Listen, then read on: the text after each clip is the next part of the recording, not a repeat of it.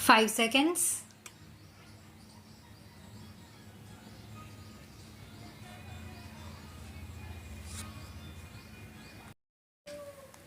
It was a great act of service to this country that Jawaharlal ji introduced planning in this country. But the planning that was introduced did not achieve what it had to achieve. Planning is good, but when it goes astray, it does more harm than good. I cannot say we have made no progress. We have made progress. We were not manufacturing even as pin in this country when we become free. Even the spindle to the spinning wheel had to be imported. That position has changed and we are producing not only steel, aluminium or all the materials of the railway or sugar machinery or electric machinery. We can even produce a steel mill now. But with all this advance in heavy industries, the dissatisfaction today is much greater than we became free. While prosperity in some sections has increased substantially or even perceptible when it is compared to the progress made by the affluent people, there is a great dissatisfaction because their expectation, which is not very high in my view, is not fulfilled. And this is where planning has not succeeded in creating conditions which would remove this dissatisfaction and create a feeling of not only satisfaction but an atmosphere of hope and courage so that we may face our problems with greater confidence and with greater efficiency.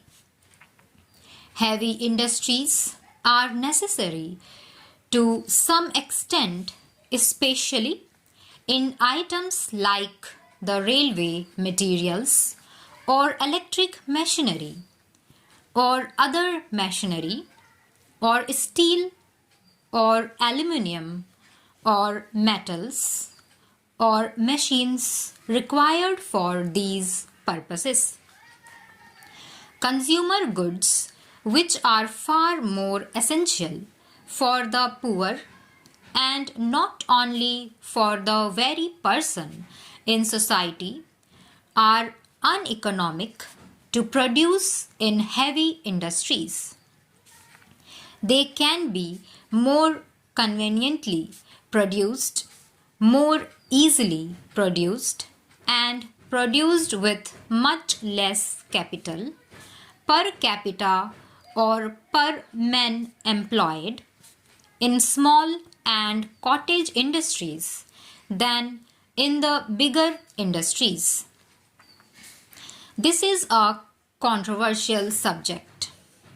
In a heavy industry, to employ one man requires a capital of anything between rupees 25,000 and rupees 1,50,000, whereas for cottage industries, the investment per person employed would not exceed rupees 500. It may be less than that in many cases. And the employment problem in this country is a most serious problem because without removing unemployment, we can never bring in happiness for our people. Therefore, we must fight it on a war footing. All this requires full attention and a change in attitude to planning as regards priorities, also as regards methods. All this has happened because we began to imitate the West and the Western affluent methods. They are good for them, but they are not good for us. Whatever is good in them, we can certainly take and we should take. We cannot think we know everything and we have nothing to learn. We have much to learn from every person. The wisest man has to learn something from even a child. We have to learn a great deal from the whole world, and whatever we learn must be based on our foundations of culture, requirements of society, and our genius. This we have almost forgotten. This is the greatest misfortune of all of us.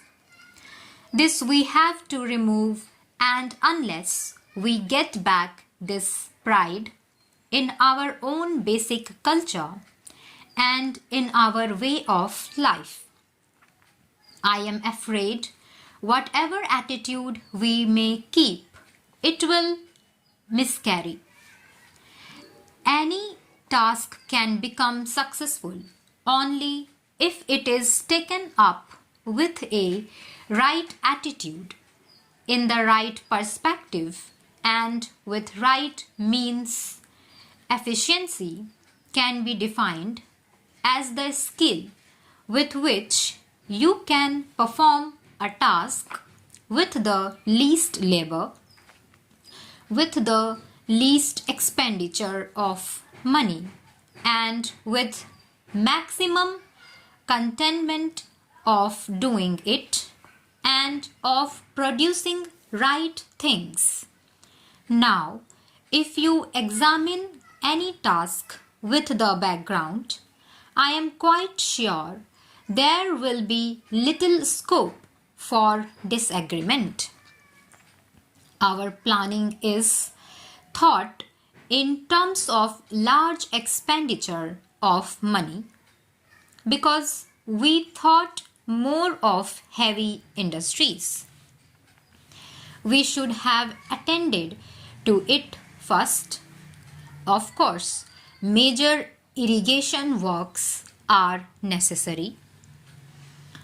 As a matter of fact, I myself have something in view which perhaps requires an expenditure of about rupees 15,000 crores for making canals in the north and in the south, which will be horizontal, connecting them with vertical channels with all rivers, so that we have a waterway system which will even be cheaper than the railway system, and no dearth of water for any irrigation throughout the country.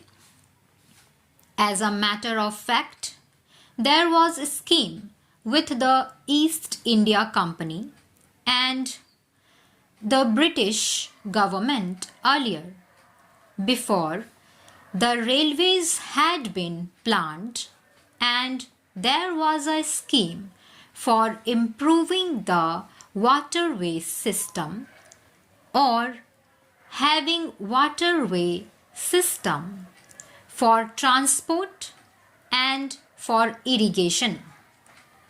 But they found that if that was taken up, they will have very little to import from England, and therefore they decided in favor of railways, where everything was imported from the Britain. Stop.